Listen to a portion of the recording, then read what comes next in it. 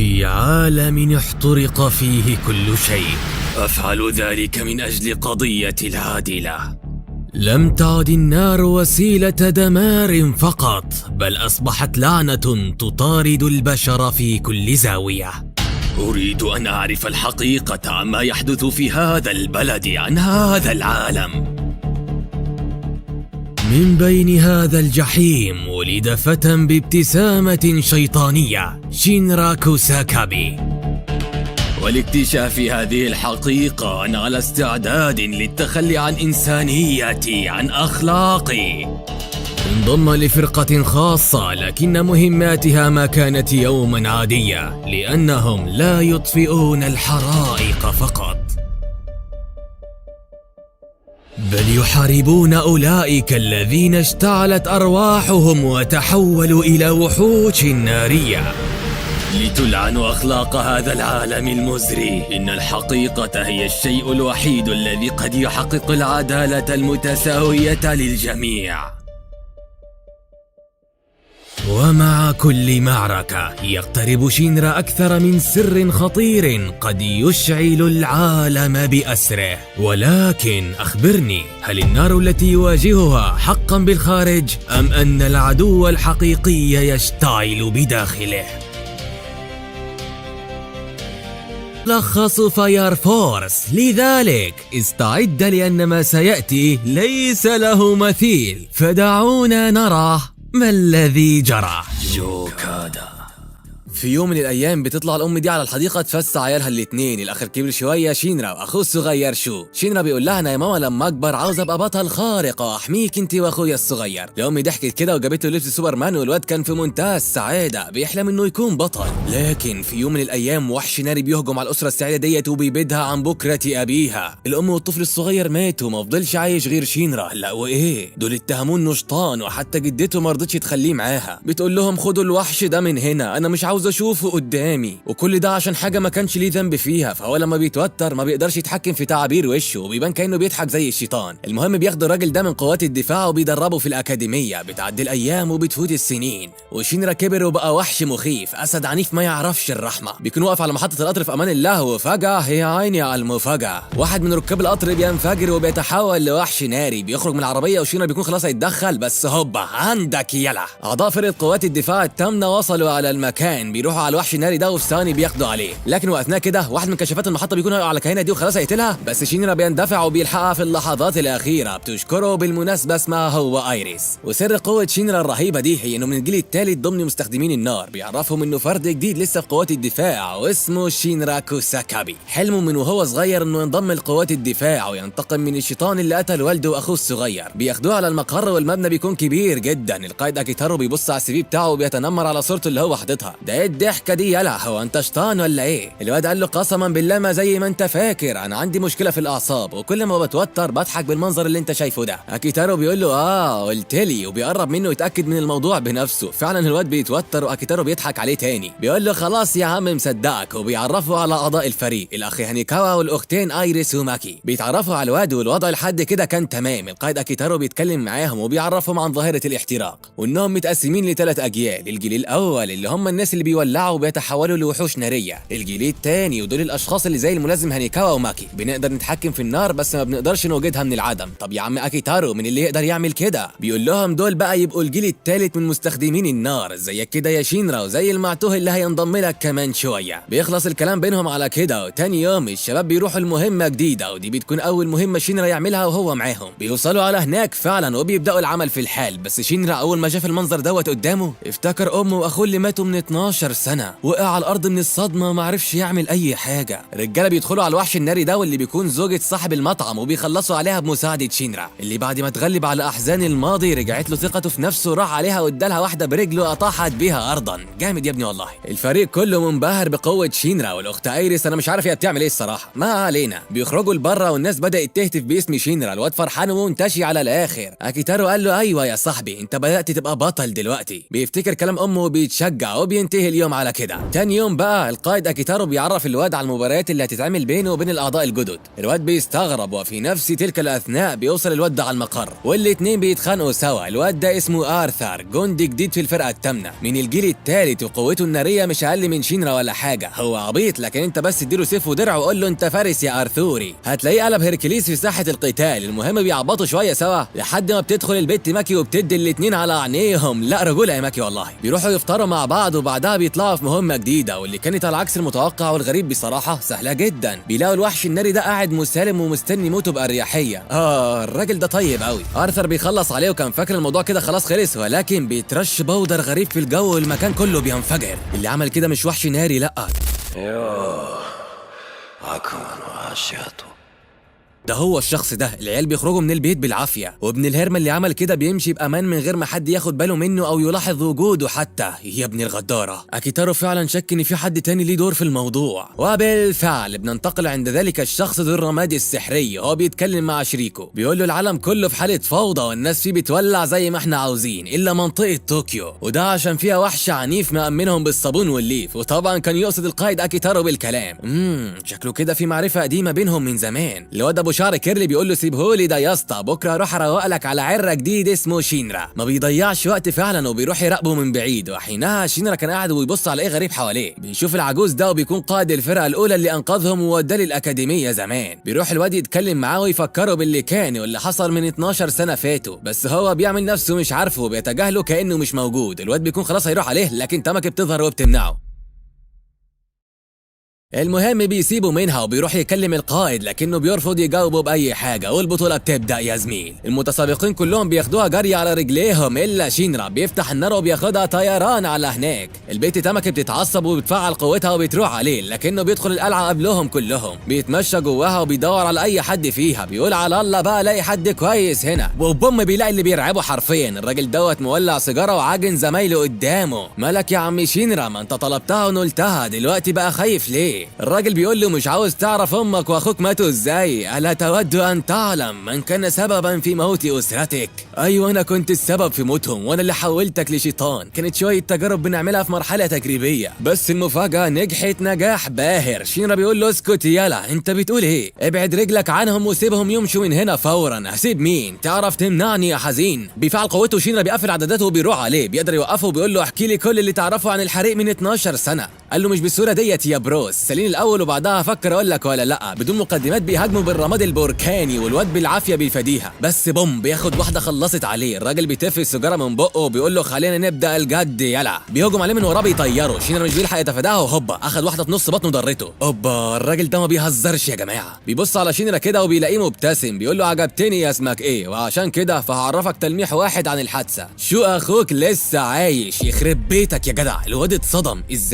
ازاي وانا شايفه بيولع قدام عينيا؟ قال له انت ما تعرفش حاجه، والظاهر كده انه ما قالكش. مين انت؟ تقصد مين؟ بيقول له ما اعرفش. الى اللقاء، هنتقابل تاني. شينرا مش بيسيبه يهرب وبيهجم عليه من قدامه ومن ورا. الراجل منتشي من كتر الافوره. وفي الوقت ده كان ارثر بيشق طريقه جوه القلعه، وبيلاقي البت تماكي نازله عليه من السما. تماكي دي مغناطيس مواقف محرجه اقسم بالله. بيعدوا الموضوع وبيوصلوا عند شينرا. الواد بيطلب منهم المساعده، بس هتعملوا ايه معايا يا شويه عرر؟ ارثر والبت تماكي بيتعاونوا وبيهجموا عليه، لكنه ولا بيتاثر. بيطلع شويه رماد متفجر وبيقول له انا الجوكر، احفظ الاسم ده كويس وما تنساش تعمل لايك لكيرلي عشان زميلي حبيبي يا جوكرينيو والله. المهم العيال قدامهم اقل من 10 ثواني بس يهربوا فيهم والمكان كله ينفجر. ارثر وتماكي بيعملوا فتحه في السقف وشينرا بينقذ زمايله وبيطير بيهم. بيكونوا خلاص هيطلعوا، لكن المكان بيتفجر في اللحظات الاخيره. بيطيروا كلهم في الجو، والعجوز بيلحق حفيدته. شينرا بينزل بسلام مع الاثنين دول. اما المعلم ارثر بقى فبينزل على الملايه دي، بس بيستفز ماكي فبترميه على الارض. تستاهل يا ابني الصراحه. ما علينا. الجد بياخد تماكي وبيمشوا من المكان، وشينرا بيسال اكيتارو عن هدف قوات الدفاع، ونيلي كلهم مش بيساعدوا بعض. اكيتارو قال له بص يا معلم، كل فرقه مننا وظيفتها هي حمايه ارواح الناس وجعل العالم مكانا افضل، بس المشكله ان ولا فرقه بترضى تشارك معلوماتها مع حد تاني. عشان كده انا شاكك في حاجه، ان الجوكر ده يكون تابع لواحده من قوات الدفاع، لكنه للاسف خاين. اوعدك اني مش هسيبه غير وانا مخلص عليه، وان كان على شوف انا بجد ما اعرفش اي تفاصيل. عايش ولا ميت صدقني ما اعرفش.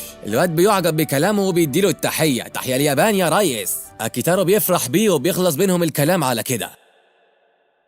تاني يوم المذيعة دي بتطلع في الأخبار وبتقول لهم كله تمام يا جدعان، محدش يقلق، طول ما قوات الدفاع شغالين مع المعبد فمحدش هيقدر علينا. القائد أكيتارو بيقفل التلفزيون وبيقول ولاد الهرمة دول مخبيين حاجة، ازاي ما تكلموش عن المصيبة اللي عملها الجوكر امبارح؟ شينرا بيقول له يعني ايه؟ احنا بنحارب مين بالظبط ودول بيحموا ليه؟ قبل ما يرد عليه بيدخل عليهم هانيكاوا وبيقول له انا اسف على مقاطعتك يا ريس، بس معايا معلومات ما ينفعش تستنى. بيقول له اتكلم يالا، مالك خايف كده ليه؟ بيعرفه انه لما حلل الرماد اللي بيستخدمه الجوكر عرف انه من بقايا الوحوش الناريه. اكيتارو بيقول له ازاي؟ ده احنا بنطهرهم بنفسنا. بيقول له مش عارف بقى، بس اكيد في فرقه خاينه وهي اللي بتسرب الرماد ليهم، وبصراحه كده انا شاكك في الفرقه الخامسه. بيقول له خلصانه، هنخلينا ورا الموضوع ده لحد ما نعرف مين الخاين اللي عايز يدمر البلد. بيطلع شينرا يقعد مع ارثر والواد بيكون متنح كده. شينرا بيقول له مالك يا اسطى؟ فك وافرد وشك كده، في ايه؟ ما جراش حاجه يعني. التليفون بيرن وارثر بيرد. الو، معاك يا ارثر الفارس العنيف اللي بيجيب اعضاء في الرغيف. هوب بتديله ماكي على دماغه. هترد على التليفون وانا موجوده يا عره. وماكي في الوقت دوت بتقول للمتصل تمام انا جايه فورا، خليكوا في مكانكم واحنا هننقذه ما تقلقوش. بتقفل معاهم وبتاخد الشباب وبيروحوا على القلعه دي، وفي الطريق بينقذوا الست العجوزه. وساعتها كان واحد من قوات الدفاع الخونه بيتعرض للمحاكمه. الواد بيعمل نفسه عبيط وبوم بيتحول لزنبوق ناري. كلهم بيترعبوا، بس دي كانت خطه عشان يتقابل مع المجرمين زمايله. الناس بتطلع تجري من المكان، والوحش ده ما بيكونش مخلوق عادي، لا وحش ناري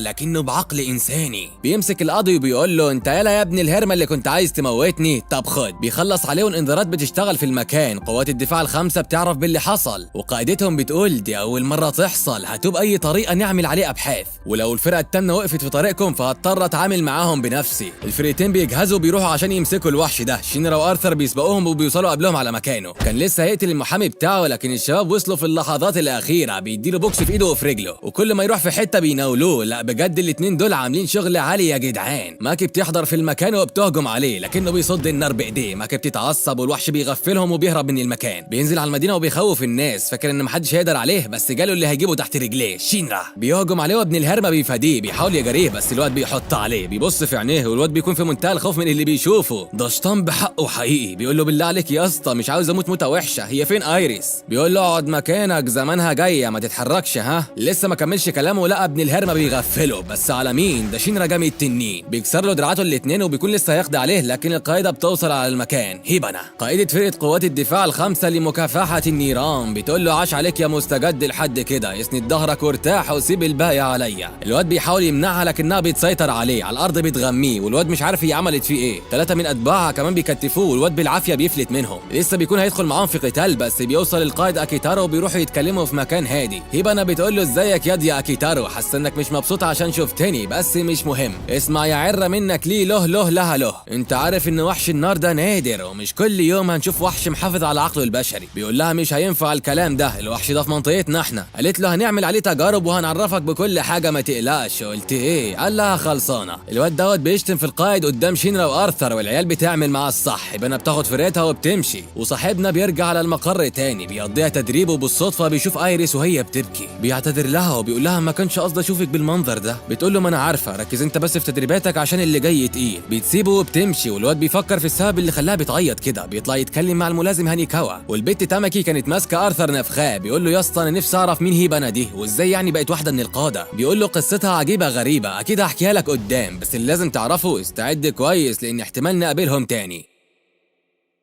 وفي الوقت ده كانت هيبانا ماسكه الوحش الناري واللي كان عمال يضحك مش عارف بتعمل له ايه الصراحه. ما علينا، نرجع لشينرا واللي كان بيفكر في ايريس وبيقول له ما تعرفش مالها. بيقول له مين؟ اميرتي؟ قال له امال ماكي تبقى ايه يا اسطى؟ بيقول له يا زميلي دي غوله. ما بيلحقش يكمل كلامه وبتدخل عليهم الغوله. ماكي يا صاحبي. بتقول له ما تعرفش ايريس راحت فين يلا منك ليه؟ بيقولوا لها اقسم بالله ما نعرف. وايريس بتكون فين؟ عند الفرقه الخمسه في مقرهم هناك. بتدخل هيبانا وبتقول لها يا بت مش هينفع اللي انت بتعمليه ده. اي نعم انا ما اعرفش هو ايه، بس لازم تبطليه فورا. هيبانا بتهزأ بيها وبتفكرها بالماضي. بترميها على الارض وبتقول لها اما نشوف مين اللي هينقذك. في الوقت ده الانذارات بتشتغل وفي شخص بينزل من السماء. بيكون مين؟ شينرا يا صاحبي. قوات الفرقه الخمسه بيقولوا له انت مين يلا؟ بيقول لهم انا مين؟ انا الوحش العنيف، الاسد المخيف، البطل اللي بقدراته هيجيبكوا تحت رجلي ما عليه. انت يلا فين ايريس منك ليه؟ الفرقه الثامنه بتوصل وبيدخلوا على الفرقه الخمسه بيحمصوهم. شينرا بيدخل لهيبانا وارثر هو كمان بيقف قدام الراجل ابو هرم على دماغه وبيقول له انا جاي ادور على ايريس. بيقول له عادي يا حبيبي على راسي انت وكل فرقتك. احترمي نفسك يا ولية. احترمي نفسك يا ولية. ارثر بيتعصب والملازم هانيكاوا وماكي بيفشخوا كل اللي بره، بيكونوا مسيطرين جدا، بس ده في الاول بس يا صاحبي، لان بعدها بيطلع عليهم الواد الحريف بيفجر فيهم، ولا ماكي ولا هانيكاوا قادرين عليه، بيسوقها عليهم غلبان. هوب هانيكاوا بيحط عليه بجمدان، ويا فرحة امك بيك يلا والله. الوحش الناري ده هو كمان بيهجم على ارثر، لكن الواد بيفاديه، بيهاجمه تاني وتالت بس مفيش فايدة، ارثر بيعاني، بيقع على الارض وبيكون خلاص هيموت، لكنه بيفتكر انه فارس في اللحظات الاخيرة، بيمسك سيفه وبيروح على الوحش بينهيه. خوفه بيتعصب وجامد يد ارثر ما فيهاش كلام يعني. ماكي وهانيكاوا هم كمان كانوا ضد الثلاثة دول، والنتيجة معروفة يعني، اللي يجي على ماكي بنت الديب بيستحمل التعذيب. شينرا بقى اخيرا بيوصل على مكان الاميرة هيبانا، والبت بترحب بيه، اهلا اهلا بالغالي. بيهجم عليها لكنها بتستخدم قدرتها الرهيبة، بتجيبه على الارض وبتدوس عليه وبتذله حرفيا. الواد بيدوس على نفسه بالعافية بيقدر يقوم. اكيتارو دربني اشد من كده بكتير. هيبانا بتتفاجئ والواد بيستفزها بالكلام، بتتعصب وبتهجم عليه، لكن شينرا ولا بيتهز من مكانه،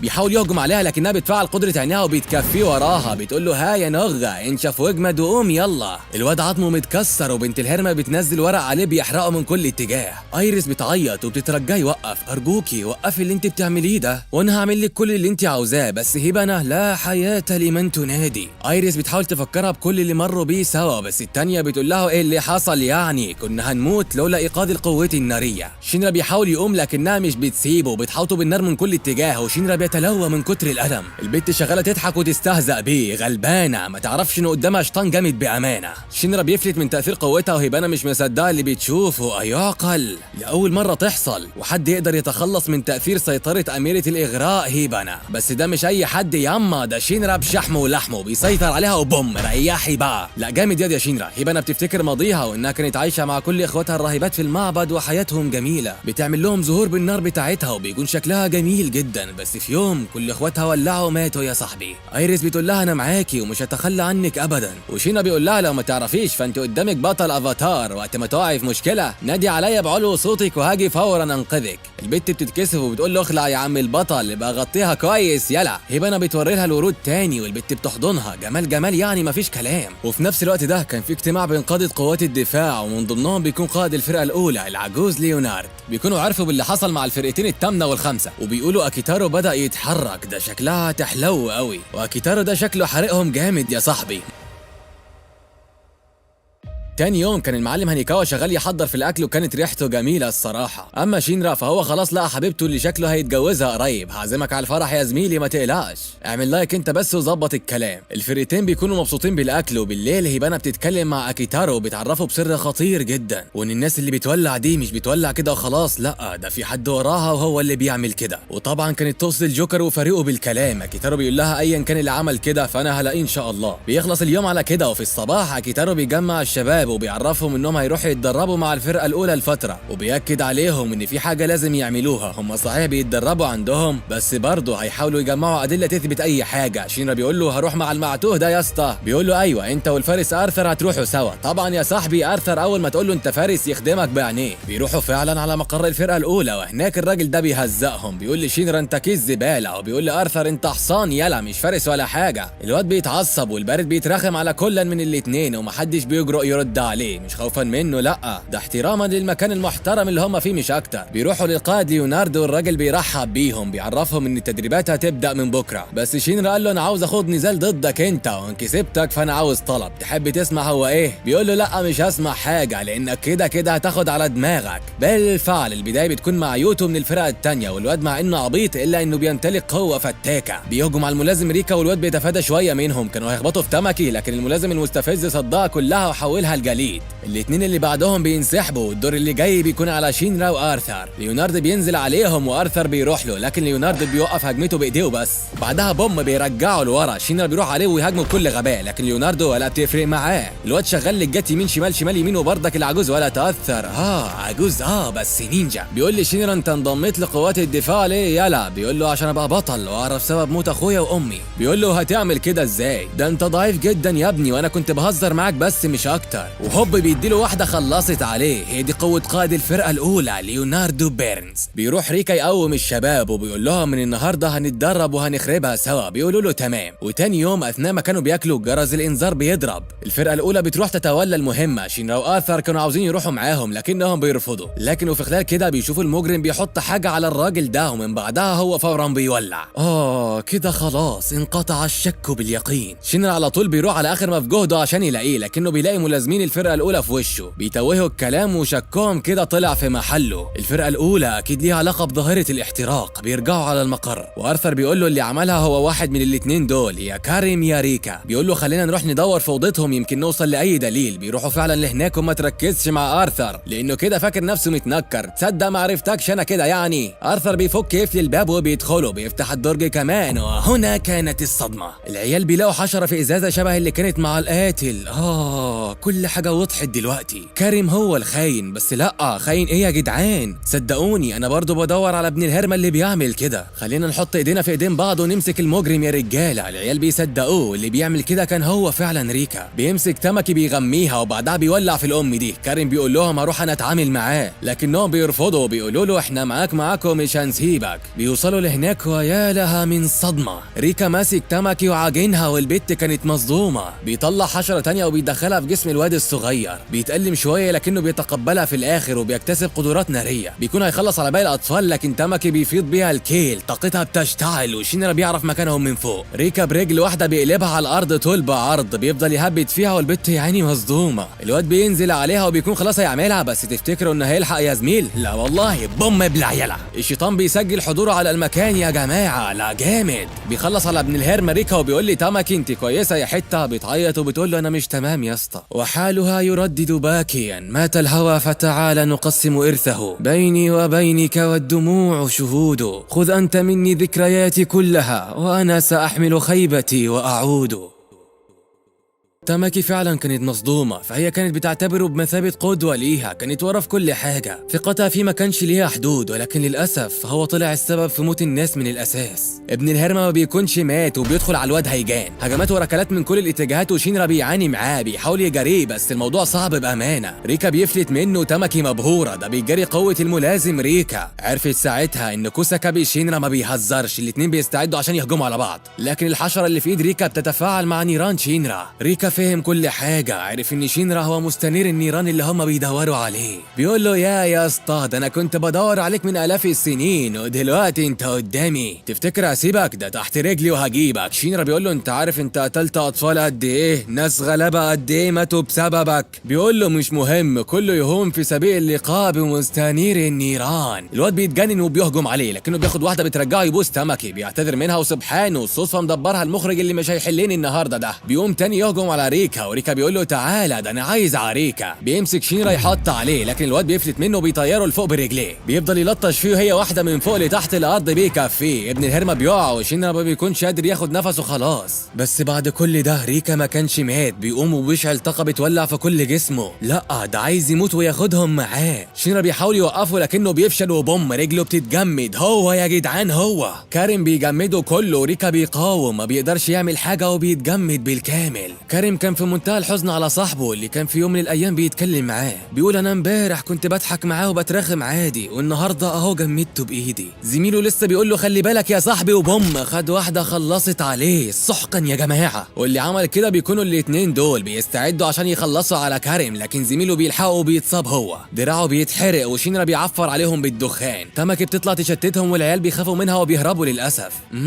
يا ترى هم مين دول؟ شينرا بيقول اكيد معاهم اخويا الصغير لانه لسه عايش على كلام الجوكر. كاريم بيشكر شينرا على مساعدته وبيعرفه انه هيدور معاه ومش هيسيبه غير لما يلاقوا ولاد الهرمه اللي بيعملوا كده. بعد اللي حصل ده رئيس قوات الدفاع بيعمل اجتماع طارئ لقاده الفرق. شينرا وماكي وآرثر بيروحوا معاهم والقاده كلهم كانوا متجمعين. الزعيم بيوصل وكلهم بيأدوا له التحيه الا قائد الفرقه السبعه بينيمارو. بيتكلم معاهم وبيطلب منهم يلاقوه في اسرع وقت ممكن لكن بينيمارو بيتعصب وبيقول له كفايه الكلام بقى صدعتني وبيسيبهم وبيمشي. بينيمارو ده متكبر جدا يا جدعان. الزعيم الزعيم بيتجاهله وبيتكلم مع شينرا بعدها، بيعرفه ان هو الوحيد اللي معاه قوه مميزه نقيه وخالصه. بيقول له ده نفس الكلام اللي قاله ريكا. قال له ايوه يا ابني، من هنا ورايح خد بالك على نفسك لان اللي جاي اسوأ بكتير من اللي راح. وفعلا يا صاحبي الجوكر كان واقف فوق النافوره دي وشكله كده مش ناوي على خير نهائيا. بالفعل الواد اول ما اجتماعهم بيخلص من هنا بيروح يبص على المناظر الخلابه في المدينه وهوبا بيلاقي الجوكر جاي من وراه.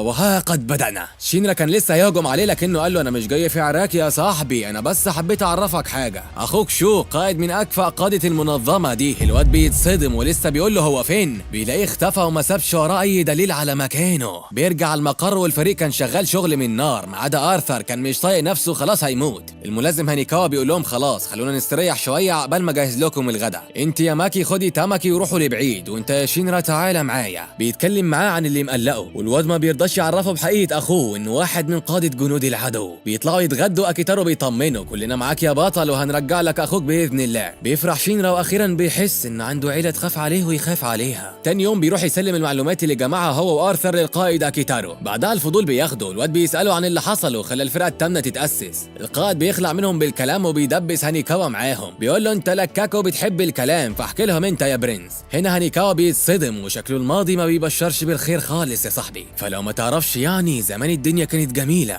وقوات الدفاع قايمين بالواجب مع الوحوش الناريه واللي بيقابلهم حرفيا بيمرجحوه. كان لسه اكيتارو وهانيكاوا في عز شبابهم، اكيتارو كان اطفائي عادي وهانيكاوا كان جندي في الجيش. ماكي كانت ضعيفه جدا بس على الرغم من كده فهي كانت بتعمل كل اللي بتقدر عليه وزياده كمان لان ابوها مات وهو بيخدم البلد. والصدمه هنا ان ماكي ما طلعتش بنت عاديه، لا دي طلعت اميره امبراطوريه ريكتو. المهم الحوار بيعدي عن ماكي وبالليل زميل الملازم هانيكاوا توجو اتحول لوحش ناري وهانيكاوا فشل في انه يديله موته رحيمه. بعدها الجنود بتوصل على المكان وبيقتلوه قدام عين صاحبه بكل بشاعه. من ساعتها وهانيكاوا ما عادش على بعضه وقال انه لازم يعمل فرقه خاصه بيه اللي هي الفرقه التامنه. موت صاحب عمره توجو هو السبب في انشاء الفرقه من الاساس، وفي اول مهمه ليهم طهروا الوحش اللي كان قاعد ومستني حد يقتله قبل ما يعمل اي حاجه ويدمر العزيزين عليه. هانيكاوا بيفتكر صاحبه وبيخلصوا من معاناته. بعدها الفرقه بدا ينضم لها اعضاء جدد لحد ما وصلت لكده بانضمامك انت والفارس ارثر. ماكي طبعا بتتبسط لان هانيكاوا قال عليها لطيفه وشكلنا مش هنخلص النهارده. بيجمعهم القائد اكيتارو وبياخدهم على مقر الفرقه السبعه واللي قائدهم بيكون مين؟ هو الشاب الكاريزما اللي اسمه بينيمارو. لسه الملازم بيقول له ان الفرقه التامنه جايه بيلاقيهم داخلين عليه. بينيمارو بيقول لاكيتارو اللي جابك هنا يا بتاع انت، مش دي مهمتنا برضو واللي انت بتعمله ده يعتبر جريمه خلي بالك، ولا انتوا عاوزين مشاكل معانا ولا ايه بالظبط عشان اكون فاهم يا عم. اكيتارو قال له احنا جايين ندور على معلومات توصلنا للاوغاد اللي بيقتلوا البشر بيحرقوهم بدون اي رحمه. بيقول له انت بقى مصدق العبط ده مش كده؟ شينرا بيقول له انا شفت الموضوع قدام عينيا ومحدش قال لي. قال له انت مين يعني؟ حته جرو بيصدق كل اللي بيسمعه. شينرا بيتعصب وبيتحدى في قتال بس فجاه الانذار بيشتغل وبينيمارو بيطلع عشان يقضي على الوحش اللي ظهر في المدينه. بيكون نفسه الراجل اللي عزمهم على الغدا الصبح. بينيمارو بيتاثر وبيروح عشان يقدم له موته كويسه تليق بيه وبالمجهود الجبار اللي بيعمله. الناس في القريه بيساعدوه. شينرا مستغرب هو ليه بيحرق البيوت كده. ساعتها تتكلم العجوزه دي وبتعرفهم ان بينيمارو شخص طيب على عكس ما باين عليه. بيخلص على الراجل المسكين اللي اتحول لزنبوق ناري. بيرجع بعدها وبيقول ايه ده البتاعه دي طعمها حلو قوي، ما كنتش اعرف ان هي جميله كده الصراحه، وتحس اهبل مش اقوى القاده ولا حاجه. المهم بتبدا اعمال الترميم والاصلاح والفرقه التامنه بتساعدهم. شينرا وارثر والقائد والملازم وكلهم حرفيا مبدعين. حتى تاماكي بتروح تفرض عضلاتها على الغلابه دول بس بتتحط في موقف محرج جدا الصراحه. البت دي صعبانه عليا قوي يا جدعان. ما علينا. الكارثه اللي كانت بتحصل في الوقت ده شكله محدش هيقدر عليها. ايوه اعضاء فرقه الخونه مجهزين عدد كبير جدا من الحشرات وناويين يخلصوا على الناس اللي في المقاطعه ديت بالكامل. يا حلاوه ده شكل اللي جاي مرعب جدا يا صاحبي.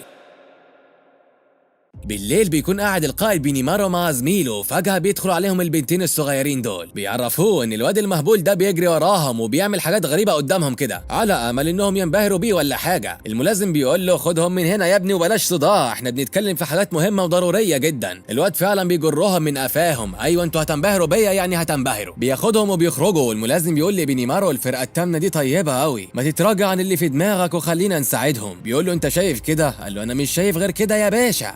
بيقتنع بكلامه تاني يوم فعلا. بيقول لشينرا انا عاوز اتكلم مع القائد بتاعك في حوار مهم كده. بيقول له على مكانه، وبينيمارو بيشوفه هو بيتكلم مع هانيكاوا. بيقول له احنا هندمر المقاطعه ديت ومحدش هيحس بينا. بينيمارو بيتعصب وبينفجر من الغضب، طاقته بتخرج عن السيطره وبيهاجمهم بكل غباء. العيال مش فاهمين حاجه وبداوا يجروا. في ايه يا عم انت؟ ما انت كنت طيب من شويه، ايه اللي جرالك؟ بيقول لهم انا سمعتكم وانتم بتتكلموا من شويه وفهمت كل حاجه. بينيمارو بيهاجمهم وماكي بتحاول تتصدى له، بس تتصدى لمين؟ ده بينيمارو وحش مهين. بيمسكها هي وشينرا يلعب بيهم الكوره، واولاد الهرمه اللي عملوا كده بيخلعوا من المكان. الملازم وباقي الشباب بيحاولوا يمنعوا بينيمارو لكنه بيحط عليهم. بيمسك ارثر كده وبيعملوا كدرع ليه، بيصد الرصاص بيه وهوب بيخلص عليه هو وهانيكاوا. بس فجاه انضمك يلا، قد وصل على المكان الولد الفنان الجامد ابو جمدان. القائد اكيتارو بيقف قدامه كده وبيقول فكك من جنودي يا راجل يا عر انت، خلينا نحسم الموضوع ما بيننا راجل لراجل قائد لقائد. بيقول له تعالى لي. بيهجم عليه بالنار، والمفاجاه اكيتارو ما بيقدرش يطفيها. الواد هنا استغرب جامد وقال له انت ليه مش بتتحكم في نيراني وبتاخدها بكل اريحيه؟ بيقول له انا ازاي اعمل كده اساسا؟ في الحقيقه انا ما بملكش اي قدرات ناريه زيكم. بينيمارو اتصدم، ما عندكش اي قوه زينا وبتعرض حياتك للخطر عشان تساعد الناس. بيتجنن وبيهجم عليه برماحه من كل الاتجاهات، واكيتارو ولا تاثر بهجومه. بيقول له انت ما تعرفش حاجه يلا، انا بتمرن كل يوم، وايه يعني جيل تاني ولا تالت حتى، اهم حاجه يكون عندك روح قتاليه. بيحدف عليه قنابل غاز من كل حته. وبينيمارو بيقول له بطل الهبل اللي انت بتعمله ده. بيجيبه تحت منه وبيكون خلاص هيقتله، بس بوم احلى روسيه على دماغك يا عم الاقوى. بيقول له انت ليه بتعمل كده؟ مش انت ما عندكش اي قدرات ناريه يا عم؟ قال له البطل الحقيقي هو الذي يصنع المعجزات، وانا لازم احمي فريقي. الملازم كورنر بيعرف باللي حصل، وبينيمارو بيكون مفعل قوته الكامله وهيخضع على اكيتارو خلاص،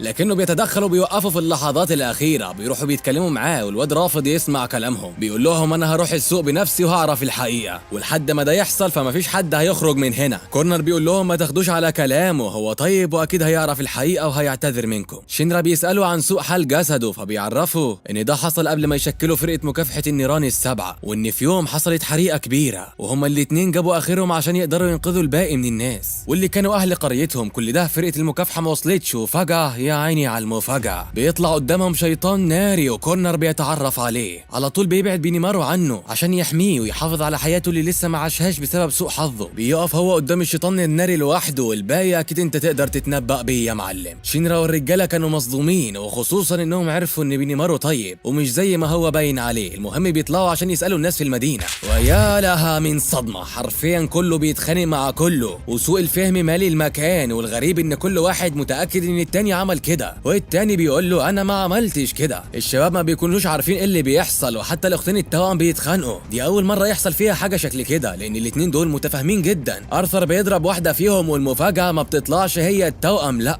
يا الهي صدمه مدويه. والوضع ما انتهاش كده، لا ده اولاد الهرمه كمان بيولعوا في اهل المدينه، والدنيا قلبت مجزره. الناس شغاله بتولع، والفرقتين الثامنه والسبعه لا حول ليهم ولا قوه. لسه هيتحركوا هوبا ضربه فتاكه كانت بتستهدف تاماكي. ايوه وها قد بدأنا. شينرا عرف دول نفس القناصين اللي قتلوا ريكا بعد ما تم القبض عليه. ماكي بتصد الضربه بالعافيه، وشينرا وارثر بيروحوا عليهم. الضربه بتيجي من مكان مختلف، وشينرا بيعرف ان في كذا قناص بيحدد مكانهم وبيروح عليهم. ارثر بيقول له يا اسطى ما تفضلش تقول لي يمين وشمال وكلام من ده عشان افهمك، شاور لي بصباعك على الاتجاهات احسن. بيقول له انت ما تعرفش، طب ماشي يلا بينا. بيروحوا على مكان القناصين، وكورنر بيزق العجوز اللي كان عامل نفسه من التوأم. بيقول له انت هي فين والا هحرقك. قال له تحرق مين؟ ده انا اللي هموتك هنا ودلوقتي يا مسكين. وبوم ابن المجنونه بنلاقيه بيحقن نفسه بحشره ناريه وبيتحول لوحش ناري بعقل انساني. احي يا جماعه، دول شويه متخلفين بحقه حقيقي. كورنر لسه هيستخدم قوته الناريه، لكن الملازم هانيكاوا بيقوم بيه. بيعتذروا منه لانهم اتدخلوا في حاجه مش بتاعتهم، وكمان بيعرفوه ان محدش راضي يسمع كلامهم، فهم محتاجين شخص زي بينيمارو بيثقوا فيه. حتى ده يا صاحبي برضه مش نافع، محدش راضي يسمع بينيمارو. الواد حرفيا اتصدم وما عادش عارف هيعمل ايه. وحوش النيران ظهرت في كل مكان، وهو لوحده استحاله يقدر عليهم. كذلك شينرا وهو طاير بيشوف واحد من القناصين بيشمطه في رجله وسحقا. يا جماعه ده ما طلعش شخص واحد، لا دي الشله كلها حاضره عشانه. فشينرا هو الوحيد اللي بيملك شعره نار الادله، بمعنى تاني شينرا هو مستنير النار اللي بيدوروا عليه. لا بجد كماشه بنت ناس. واحد منهم بيمسك شينرا والتانيه كانت هتخلص عليه، بس على مين؟ ارثر موجود يا بنت الحزين. بيصد ضربتها بسهوله، والبت من تاني بتهجم عليه، بس ارثر برضه فارس سندال ابن بيه بيحبط كل هجماتها، وبيقف هو وشينرا في ظهر بعض اسود. بيتخانقوا سوا، والمحارب دوت بيدي كل واحد رجل بيطيرها. بيتغيروا، بيتخانقوا تاني وهو ده وقته يا جدعان. بيتفقوا سوا واخيرا بيهجموا عليهم. الاتنين عاملين شغل عالي وبيقدروا فعلا يثبتوا واحد منهم. التانية بتهرب وهو بيحقن نفسه بحشرة وبيتحول لوحش ناري، ومش اي وحش لا،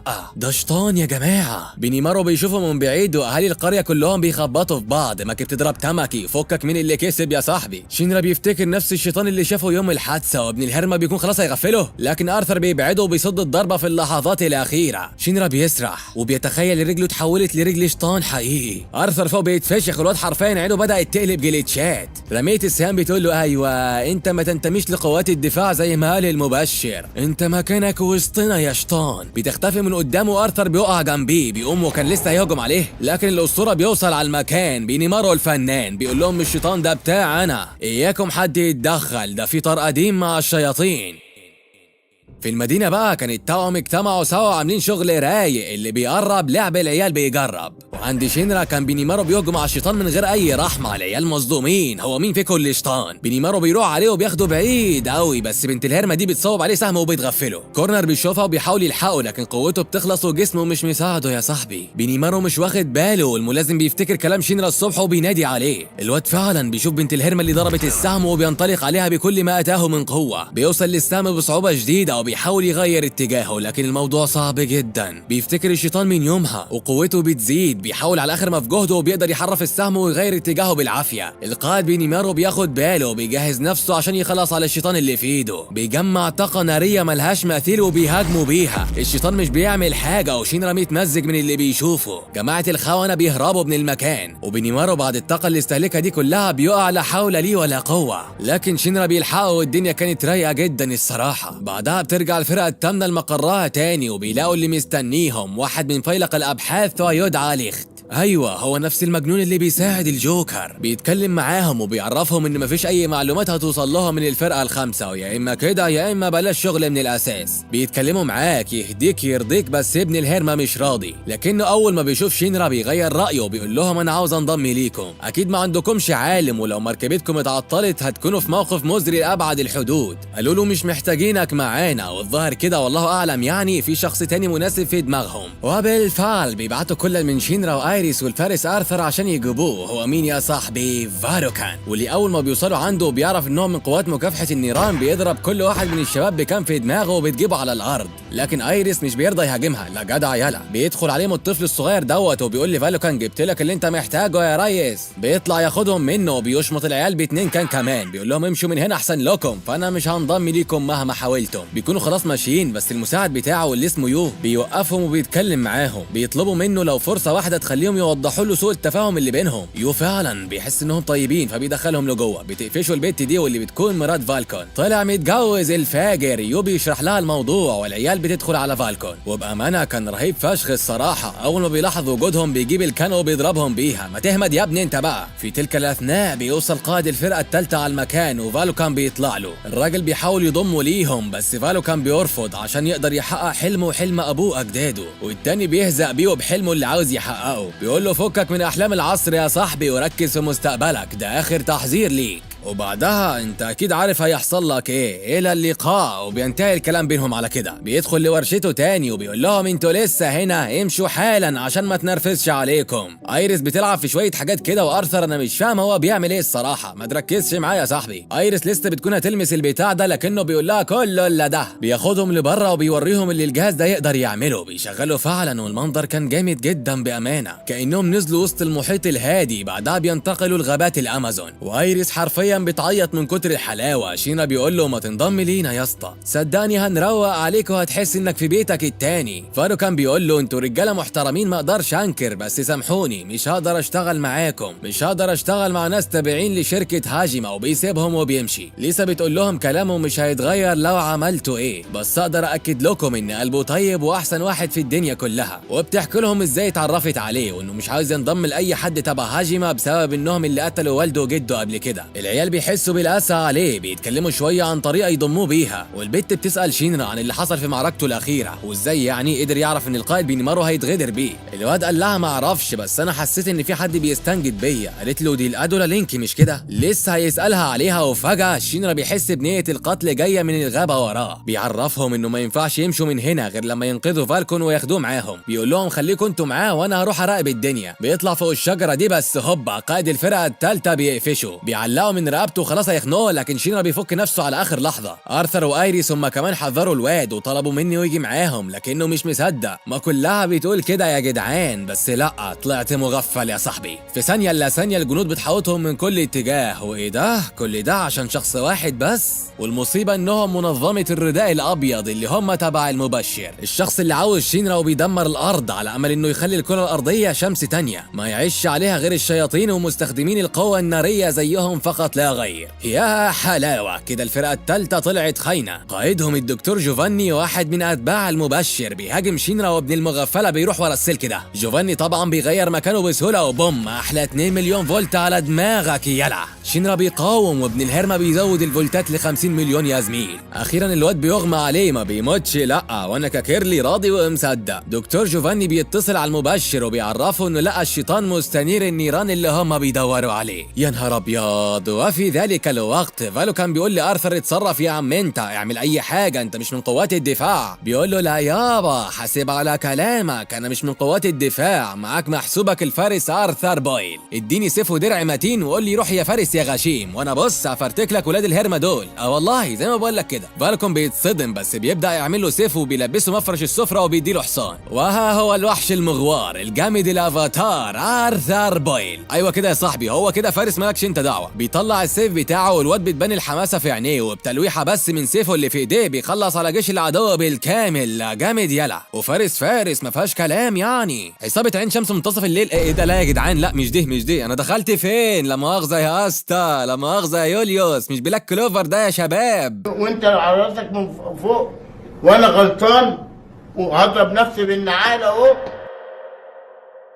عصابة ذو الرداء الأبيض بيهجموا عليه والواد سادد معاهم، بيخلص على كل اللي بيقرب منه ومش بيعرفوا يعملوا له أي حاجة. بيعملوا نسخة شبهه في كل حاجة، والواد حرفيا بيتصدم لما بيعرف إن السيف مش سيف والحصان مش حصان، ده حمار يا صاحبي. المنظر اللي الواد كان متخيل إنه هيطلع بيت معها أول ما أدرك الحقيقة بيكون منهار، وأثناء كده بوم بياخد واحدة بتخلص على سيلفر الحصان بتاعه. الواد بيتعصب بس قوته مش زي الأول، سيفه ضعف وما عادش الفارس اللي كلنا نعرفه يا زميل. فالو كان بيقول لهم اهربوا انتوا وانا هطلع اساعده. لسه بيجهز نفسه هوبا سكالوبا. لسه بتفعل قوتها الناريه وبتهجم عليه. الواد مصدوم، ازاي زوجته تعمل كده؟ بتقول له انت فاكر ايه يا مغفل؟ فاكر ان مقابلتنا كانت صدفه؟ لا يا غلبان، كل حاجه كان معمول حسابها من زمان. انا تبع المبشر قائد عصابه الرداء الابيض. هات مفتاح الاماتيراس يلا. عايز المفتاح اللي عيله فالكون كانت بتتوارثه على مدى اجيال. يا الهي، الواد واقع على الارض مصدوم، وايريس طبعا مش هتقدر على البت دي لوحدها، فهي عارفه اهميه الاماتيراس كويس، وده لانها تعتبر مصدر الطاقه في كل العالم، وان مفتاحها لو وقع في ايد الاشرار فغالبا كده هيدمروا الكوكب. ارثر بره متهان، وبدل ما كان مسيطر ومحدش قادر له بقى لا حول لي ولا قوه. دكتور جوفاني بيوصل على المكان وبيقول لي ليسا كفايه عليكي لحد كده، سيبي الباقي عليا. فين المفتاح يلا؟ بيقول له انا ما اعرفش انت بتتكلم على ايه، لا مفتاح ولا بتنجان، انا معيش حاجه. بيثبت يو على الجدار وبيقول له طب كده، بيديله طلقه في نص بطنه بتخلص عليه. بيقول له ها افتكرت طريق المفتاح ولا تحب افكرك؟ الواد بيقول له بكل حرقه ما اعرفش يا عم، انا معيش حاجه. بالله عليك عالج يو. بيشمطوا على وشه وبيكسر التحفه الفنيه اللي صنعها ابو اجداده. فالو كان بيشوفها بتتحطم قدام عينيه ويقول يا صاحبي الكلام على ايه؟ الاميره هيبانا بتفك شينرا وبوم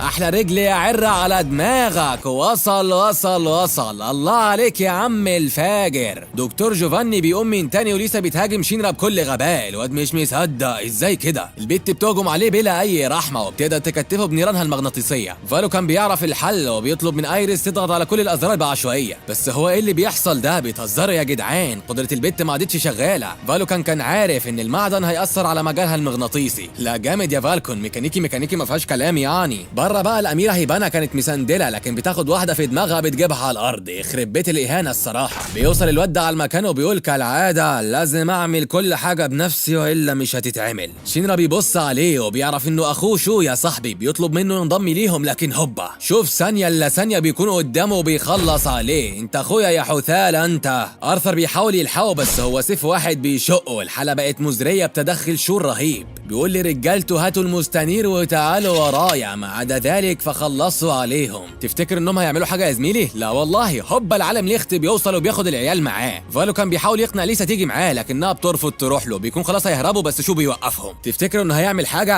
ابدا ابدا ابدا. بوم الجوكر في المكان ومش هتاخده النهارده يلا. شو مش قادر يعمل معاه اي حاجه، وللامانه الجوكر ده سندال بيهزم شو ولا كانه لعب عيال. وشينرا بيقول له ولا يا شو هاجي اخدك ما تقلقش. الجوكر بيسيبه وبيمشي وبيقول له الله يخرب بيتك يا جدع، ده ايه القوه المرعبه دي. الشباب كانوا راحوا المستشفى. شينرا اتصل بالقائد اكيتارو وعرفه بكل اللي حصل وان قائد الفرقه الثالثه خاين. بيقول له تمام هجيلك. بيروح يقعد مع فالوكان والواد كان محمل نفسه مسؤوليه اللي حصل، بس شينرا بيقول له انت مش لوحدك يا صاحبي. الواد بيتشجع وبيقول له معاك يا فنان، وشكلهم هيروقوا على الكلام. بيرجعوا على مقر الفرقه الثامنه وماكي بتمسك الاتنين من قفاهم وشكلها منمره على الواد يا صاحبي. ما علينا. المهم بيقعدوا ياكلوا والقائد اكيتارو بيعرف فالوكان انه سواء انضم ليهم او لا فهم هيحموه مش هيسيبوه لوحده ابدا. بيقول له فكر على اقل من مهلك، وزي ما قلت لك ايا كان قرارك فالنتيجه واحده. الواد ما بيردش عليه وبيخلص اليوم على كده. تاني يوم بيروح فالوكان الورشة يودع أبوه جده وبيطلب إنهم يسامحوه لأنه هيكسر قوانين العيلة وهيشتغل مع قوات الدفاع. بيرجع معاهم ورسميا الفرقة الثامنة زادت عضو جديد، شكلهم كده هيخربوا الدنيا. بالفعل بيروحوا تاني يوم لبينيمارو يدربهم، والعيال كان مستواهم يكسف الصراحة. لكن فالكون فكان عمل سلاح للقائد أكيتارو يفيدوا بيه بدل ما هو ملوش لازمة كده. الواد بيفرح وتعدي الساعات وتفوت الأيام والعيال كل مدى شغالين بيتطوروا أكتر وأكتر. بيدخل عليهم ليخت واللي انضم لفرقتهم هو كمان. يا ترى ايه هدف المجنون ده؟ بيقول لهم انا لقيت حل نزود بيه قوه شينرا. شينرا بيقول له يا جدع هو ايه؟ بيقول له اسمع يا رايق ونفذ انت معايا يا بينيمارو. طلع كميه نار قد كده اهوت. بيقول له دي كويسه؟ قال له تمام. بيخليه يصغر نص قطرها وبوم قوتها بتزيد لحد ما بتوصل لليفل عالي من العظمه. شينرا بيفرح وارثر بيقول له يا اسطى مفيش حاجه علينا كده. قال له لا مالكش، اتدرب مع القائد بينيمارو وهو هيعلمك كل حاجه. شينرا بيحاول يطبق اللي ليخت قال له عليه، بس هو ايه اللي انت بتعمله ده يا ابني؟ هيجيلك بواسير الله يخرب بيتك. بيبص على القائد وبيركز في تحركاته. بيرجع يتمرن تاني وفالكون هو كمان بيعمل سلاح لماكي. وحرفيا البت بقت خطر يا زميل. نرجع لشينرا واللي حرفيا مفيش جديد. ارثر بيتفشخ من بينيمارو، شينرا بيحاول يقلده. اهي اي حاجه وخلاص بقى. بينيمارو بيروح له بيفهمه انه مش بيعمل كده وانها مش حركات عشوائيه، بل هي حاجه كده شكلها شكل اختام اليد في ناروتو. بيعرفوا على كام حركه والواد فعلا بينفذها وبوم بينطلق بسرعه جباره. بيكون سعيد جدا وليخت بيقول الجوكر كان عنده حق. بيفضلوا يتمرنوا لحد بالليل وتاني يوم الصبح العيال بيتدربوا تدريب من نار. واضح كده ان قدرتهم بقت شرار. بيرجعوا على الفرقه واضح كده انهم عرفوا مكان عصابه عين شمس يا جدعان معلش يا جدعان والله غصب عني شبه بعض والله. بيرجعوا على الفرقه تاني واضح كده انهم عرفوا مكان عصابه ذو الرداء الابيض واللي بيطلعوا مستخبيين في مكان تحت الارض. بيركبوا العربيه فعلا وبيتوجهوا لذلك المكان. بيروحوا عليه وبيدخلوا لجوه وهم خايفين، بس فجاه الضباب بيحاوط المكان من كل اتجاه. بيتفرقوا عن بعض وما بيفضلش غير القائد اكيتارو وفالكون. اما ايريس فكان معاها 2 من تاماكي. بتكتشف مين فيهم الحقيقيه بطريقه مش لطيفه شويه. المزيفه فورا بتهرب وبيطلع عليهم بعدها واحد بيقول انا القائد اوستولفو اللي هاتلكم دلوقتي وبدون اي رحمه. يا حلاوه نخلص من داهيه يطلع لنا الانقح منها بمراحل. ماكي هي كمان كانت لوحدها ضد الشله ديت كلها. بتمثل انها خايفه في الاول كده، بس اول ما بيهجم عليها بتجيبه على الارض بسهوله. بتطلع سلاحها الجديد وولاد الهرمه كلهم بيدخلوا عليها. بتكسر فيها يمين وشمال واللي بعده يا هنايا ساعده. حماده بيهجم عليها بس على مين؟ دي ماكي بقوه تنانين. بتخلص عليه وعلى رجالته الحزين. وجدع يا بت والله. نروح لتاماكي والبت كانت بتستعد للقتال. اوستولفو بيطلع من الجيل الثالث وبيهجم على تاماكي بصواريخ. البت مش بتقدر تعمل معاه اي حاجه، وابن الهرمه اوستولفو بيهاجمها بصواريخ اكتر. البت بتجيب اخرها وبتفتكر اللي قاله لها شينرا قبل ما يجوا لهنا، وانها لو وقعت في خطر تناديله بس وهو هيجي يلحقها. البت بتتعصب وبتقول لحد امتى هفضل ضعيفه كده. بتنطلق عليه بكل ما اتاها من قوه، لكن اوستولفو مش بالسهوله ديت يا صاحبي. بيديلها صاروخ في بطنها بيرقدها تاني. على الرغم من كده البت لسه مش راضيه تستسلم. بتقوم من تاني واوستولفو المره دي ناوي يخلص الموضوع. بيهجم عليها بس دي تاماكي يا جماعه بتقدر تفاديه وبتتحط معاه في موقف زباله. الواد بيضعف وركبه بتخبط في بعضيها وايريس من ورا بتديله على دماغه. مش بيموت برضه، والبنتين بينزلوا على دماغه لحد ما بيفتحوها له. تستاهل يا اوستولفو الكلب انت. البنتين بيمشوا الفرد انا مش عارف هو بيعمل ايه الصراحه. ما علينا. في الوقت ده شينرا كان ماشي بيدور على اي حد من الفريق عشان يساعده، وبيظهر قدامه الشخص ده مثبت ليخته بيقول لشينران كنت عايزه سليم فتعالى معانا. اجي مين؟ ابلع يلا. بيخلص عليه بسهوله، والملازم هانيكاوا كان بيعاني مع الخصم اللي قدامه. بنت الهرمه واقفه في الضلمه محدش شايفها، اما هو موقعه مكشوف. بتفضل تنشل عليه والملازم بيفادي في هجماتها، بيجري بكل ما اتاهم من سرعه عليها، والاتنين دول كانوا بيراقبوا اللي بيحصل من بعيد. هانيكاوا بيقرب جامد من رميه السهام، بس بوم بتضرب عليه سهم بيتفجروا فيه، والواد لحسن الحظ استخبى هنا، بينجو من الانفجار وبيقوم من تاني. بيعود الهجوم والمره دي بسرعه وقوه ملهاش مثيل، بيغير العيار اللي اتعوج من ضرب النار وبيحط واحد جديد. الهجمات شغاله من هنا ومن هنا، وحرفيا كل من في المكان مصدوم، حتى اتباع الرداء الابيض ما بيقدروش يعملوا حاجه، بيتفرجوا وسط ذهول وعظمه ما يحدث. بيستمروا في الهجوم على بعض، وهانيكاوا بيجيب اخره وبيقع على الارض منهار. بيحاول يقوم من تاني بس مش بيعرف، بيقول انا لو مت هنا مين هياخد باله من الفريق؟ انا لازم اقوم وما استسلمش ابدا. بيقوم من تاني والاتنين بيهجموا على بعض بالهجوم الاخير. يا ترى من سينتصر؟ هانيكاوا بيستخدم سلاحها ضدها وبيقدر يقضي عليها. عاش عليك يا بطل قسما بالله، لكن هل بكده خلص الموضوع؟ لا والله. بيطلع عليهم الاتنين دول صاحب قوه الوهم ميراج وصانع النسخ يونو، بيقول له هسيبهم عليك يا صاحبي سلام، وبيسيبهم وبيمشي. ميراج بقى بيحاول ارثر بالنسخ بتاعتها وبيهجم عليه بيها. الواد طبعا بيخلص عليهم وبيفتكر تعليم بينيمارو ليه، بيفتكر كمان تدريبه مع كورنر وبيغمض عينيه، بيراقب حركه الخصوم حواليه وبيستشعر نيه القتل جايه من هذا الاتجاه. بينقض عليه بس هو انت بتعمل ايه يا ابني؟ هتقتلني. بيقول له بص وراك كده يا باشا وانت تعرف انا عملت كده ليه.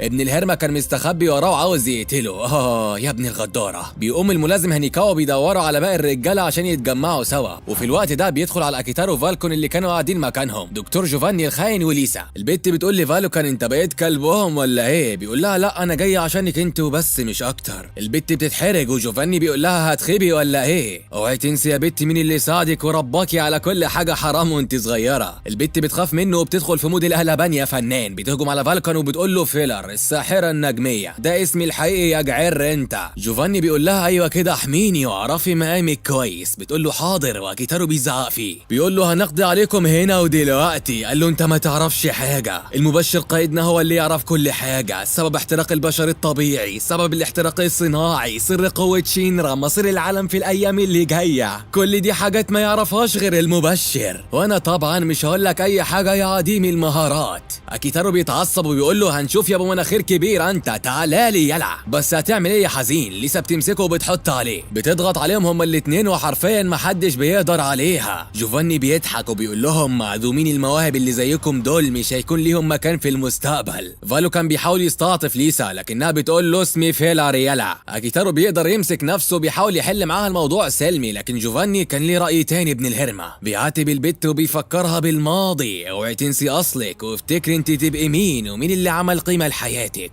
البت بتهجم على القائد اكيتارو والواد حرفيا بيعاني معاها، بيحاول يحل الموضوع بطفايه الحريق دي، بس هو انت بتهزر يا باشا ولا ايه نظامك؟ بوم خد واحده خلصت عليه. ده بيطلع ان المعلم اخد ضرباتها بالقصد عشان يحط سلاح فالكون الجديد على مجستها. القنابل بتنفجر والبت بتقع خائره القوه، بتفتكر كل اللي مرت بيه من صعاب لتسقط بين يدي حبيبها. البت مش قادره تبص في وشه، مكسوفه من نفسها عشان خدعته وخليتهم يسرقوا منه مفتاح الاماتيراس. بس الواد بيقول لها طول ما انت معايا يا حياتي ما يهمش. هو في يا عم فالكون ما تبقاش حنين كده، وانت يا فيلر تعالي معايا، اكيد ما نسيتيش انا ضحيت بقد ايه عشانك، عشان كده بطلب منك ترجعي لي هنا وفورا. البت بتروح له مستسلمه وابن الغداره بياخدها رهينه بين ايديه، بيستغلها وبيلف الحبل دوت على رقبتها، بيقول له اختار انت بقى يا بطل، تقتل اكيتارو او اقطع لك دماغ الحته اللي في ايديا دي. الواد فعلا محتار ومش عارف يعمل ايه. اكيتارو اول ما بيشوفه كده بيقول له اعملها يا صاحبي، انا اللي بقول لك صوب عليا. فالو كان في حاله صعبه جدا ودكتور جوفاني بيمسك حبيبته جامد، كان خلاص هيقتلها وبوم بيضرب القائد بتاعه بيقتله. قتل الراجل اللي عامله اكتر من اخوه، وده علشان بس ينقذ حبيبته اللي خانته.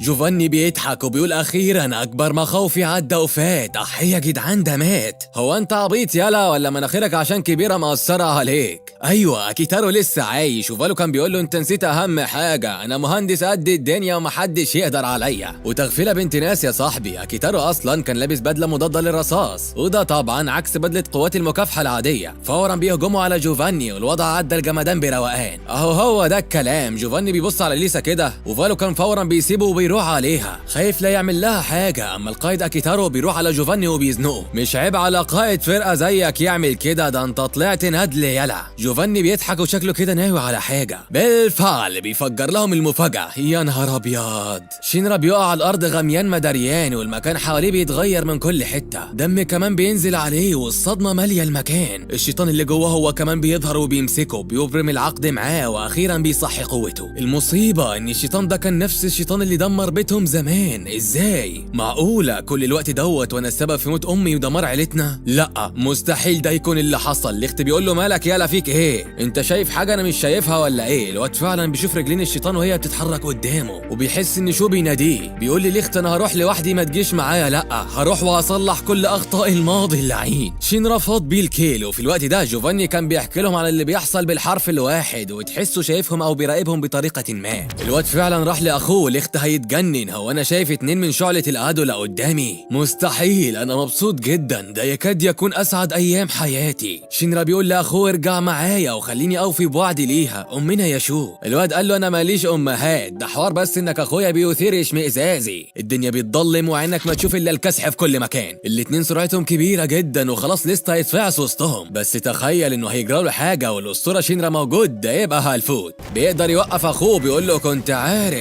عارف انك مش هتتكلم غير لما اديك على دماغك، فاجهز عشان هعرفك مين الحثاله اللي بجد دلوقتي. بس على مين؟ ده شو عمك كده معروفه. بيكسر عظمه شويه وبعدها بيوقف الزمن، بيقرب منه بسيفه وشينرا ولا قادر يلحقه، بوم على ورا بيرجعه. الواد بيجيب دم من كل حته وخلاص شكلها النهايه. شو فاكره شاب طاري ما يعرفش انه في العراك مفتري. بوم فوق وابلع بقى، اعرف مين عمك يلا. شو بيوقف الزمن وبيحط عليه تاني. ليخت فهم كل حاجه، بيعرف شينرا انه ملوش فرصه قدامه. وشو بيقول له ايوه استسلم واخضع ليا عشان ملكش فرصه في مواجهتي. مواجهتنا ديت عامله زي مواجهه النمله للفيل. شينرا مهما يحاول مش بيقدر يعمل معاه حاجه، بيوقف الزمن وبياخده مع المكان القائد بتاعه. ايوه اللي ورا دوت هو المبشر، والمكان ده هو سبب ظاهره الاحتراق الاساسي. الواد لسه هيساله هو ليه بيعمل كده، بس شو بيرجعهم على الواقع تاني. ليخت بيشرح له عن قدرته وبيعرفه ان مهارته هي التلاعب الحراري، بيقدر يتحكم في الزمن زي ما هو عايز ومهما كانت سرعتك فمش هتقدر عليه. شينرا ما بيهموش وبيكمل عليه، بس شو عمو بيعلم عليه. الواد بيعاني ومش قادر يهزم اخوه نهائي، بيحاول يقرب منه بسرعه ويمسكه لكن شو قوي جدا وقدراته فتاكه الصراحه. بيقول له انت ليه مش عاوز تفهم؟ انا وانت الفرق بيننا زي الفرق بين النمله والفيل. شينرا مش بيهتم لكلامه وبيقول له انت غلطان، انا مش اقل منك في حاجه. بيهجم عليه من تاني والمره دي فعلا بيقدر يجرحه. شينرا سرعته زادت وبقى يقدر يوصل له بسرعه تتخطى الزمن، وده بعد ما ارتبط بشو عن طريق الادولا لينك اللي بيربط بين اصحاب شعله الادولا. شو لسه ثابت بعد كل اللي شينرا عمله، بس مش بيرضى يستسلم وبيهجم عليه تاني بكل ما اتاه من قوه. بس شو برضه بيعلم عليه، وكل محاولات شينرا ملهاش اي فايده. ليخت بيصرخ فيه وبيطلب منه يهرب، وانا بصراحه ما عدتش فاهم الواد دوت دماغه فيها ايه. بس شينرا مش هيستسلم بعد ما اخيرا لقى اخوه. بيفتكر كل الايام الحلوه اللي عاشها مع فرقته وكلام القائد المطلق بينيمارو ليه. بيتعصب جامد وبينطلق بسرعه ليس لها مثيل. شو مش مصدق اللي عينه بتشوفه، بيوقف الزمن بس هوبا شينرا مش موجود في المكان وخلاص قوتك ما عادش ليها فايده يا حبيبي. شو حرفيا مش فاهم اي حاجه، ازاي انت بتعمل كده؟ العالم ليخت نفسه هيتجنن، ده من كتر سرعته قدر يفتت جسمه لجزيئات صغيره وبعدها رجعه تاني. بس لو الموضوع فضل على كده فهيعمل ثقب اسود في المكان، هيبلع الكره الارضيه وهيمحي العالم. بيقول شينرا اكيد ما يعرفش حاجه زي دي. هقول له لا خلينا نستمتع بالموضوع ونتسلى اكتر واكتر. ليخت ده مجنون بحقه حقيقي. شو بيوقف الزمن قبل ما شينرا يتحرك، فاكر انه مش هيعرف يتحرك؟ تبقى غلبان. شينرا الفنان بيقدر يتحرك طبعا، بيفلت منه وبيسدد له اول ضربه في نص بطنه. ايوه كده اتظبط واتكلم عدل يا بتاع انت. اعرف تكلم اخوك الكبير ازاي؟ شو لسه عند عناده بيقول له انت مش اخويا. لا انا ماليش اخوات، بطل كلام ويلا هجم عليا دلوقتي. شينرا بيسمع الكلام وفعلا بيهجم عليه. شو شينرا بسرعه البرق بيلاقيه، بينزلوا على بعض هجمات وشينرا بيقدر يرجع الزمن ويعالج نفسه. المكان كله بيتدمر من قوتهم وليخت حرفيا مرعوب ومرهوب في نفس الوقت. حتى الاثنين من اتباع المبشر كانوا بيراقبوا بيقولوا مستحيل كده، ازاي الاثنين دول وصلوا للمستوى ده احنا حتى يا جدع مش قادرين نشوفهم. شو شغال يهاجم اخوه، الواد بيحاول يفوقه. انا وعدت امي اني هجيبك ومش هسيبك للبتاع ده يتحكم فيك. الواد بيرزعه على الارض وبيقول له مش هتقدر. وحينها بيلاحظ ليخت ان جسم شينرا بدا يتضرر، بيحكي له عن كل حاجه وبيفهمه انه لو استخدم قوته الجديده دي مره كمان هيموت بجد ومش هيقدر يرجع جسمه تاني نهائيا. بس شينرا ما بيفرقش معاه، بيقول له انا مش هستسلم غير لما ارجع شو واخلصه من المبشر. بيقوم يقف وهالته كانت مرعبه بكل معنى الكلمه، رهبته بتكسر كل المقاييس. البوليس. وبرضك شو مش فارق معاه غير انه ياخد شينرا ومفتاح الاماتيراس للمبشر. يا ترى عايزين شينرا ليه؟ وايه اهميه الاماتيراس في اللي ناويين يعملوه وهم حاليا اصلا معاهم المفتاح اوريدي؟ لانه اثناء ما جوفاني كان بيكسر اخر ارث الفالكون من اجداده لقاهم مخبيين المفتاح جواه، فخدوا من سوكات وادال شو ساعتها. لكن ايه الهدف من مفتاح الاماتيراس بالظبط؟ ده اللي هنعرفه في الاحداث اللي جايه.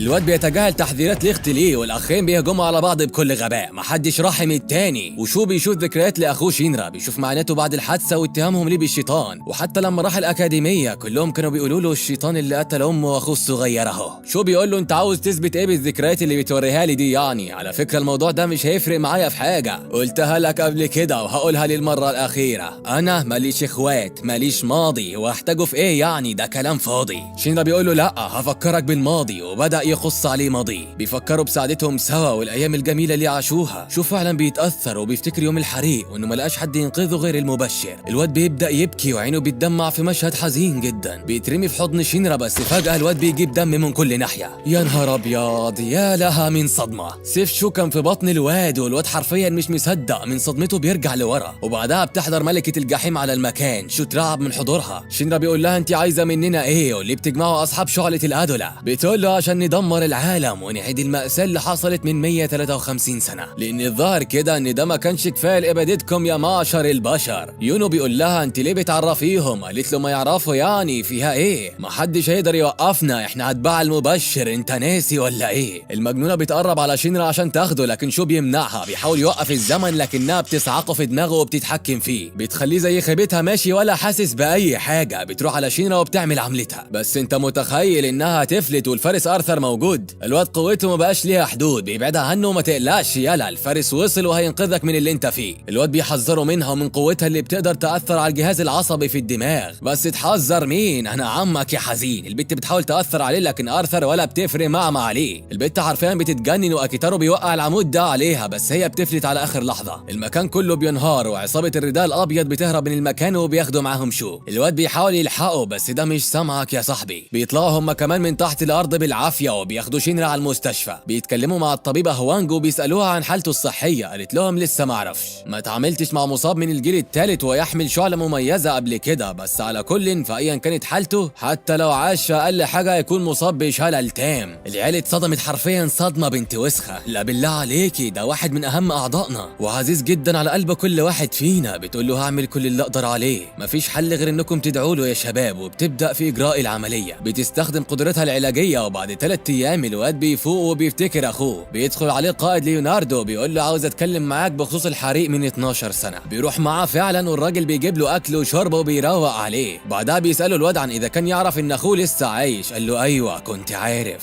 شينرا بيتعصب عليه وبيقول له ليه ما انقذتوش، هو مش زي ابنك يا عم. بيمسك فيه والقائد بيبعده عنه، بيخليه هاجمه عشان يثبت له انه لسه ضعيف. وبعد فترة بيرجع شينرا على مقر الفرقة وكلهم كانوا مبسوطين برجوعه الا ارثر وتاماكي، فانا مش عارف هما بيعملوا ايه الصراحة. ما علينا. بيسلم على القائد بتاعه وبيستأذنه يروح يتدرب مع ليونارد، بيقول له تمام. والواد فعلا بيروح يتدرب تدريب من نار. شينرا بعد سرعته الجديدة كمان ما كانش ليه فرصة قدام القائد، بيحط عليه بسهولة وبيحاول يفهمه ان قوات الدفاع بتتصرف للصالح العام مش على اساس مشاعرهم. شينرا مش بيقتنع وبيقول له مهما كانت اعذارك فانا مش هسامحك، بس هتعمل ايه يا راح امك، اخرك فاضي يلا. مش بيقدر يعمل معاه حاجة. بيقول له انت مش قلت انك هتعرفني كل حاجة؟ ما تتكلم وعرفني بقى ليه كل ده. بيقول له اجبرني وانا هقول لك اللي حصل. الواد بيتعصب وبيهجم عليه بكل ما اتاه من قوة، بيقدر يحرق له ايده. ليوناردو بيبتسم وبيحكي له عن اللي حصل. فمن 12 سنة بالظبط المبشر واتباعه حسوا بظهور صاحب الشعلة المميزة واللي ظهرت في اخوك شو. امك ساعتها لاحظت الموضوع ولكن للاسف بعدها تحولت لشيطان وانت اكتسبت قوة النار من الجيل الثالث.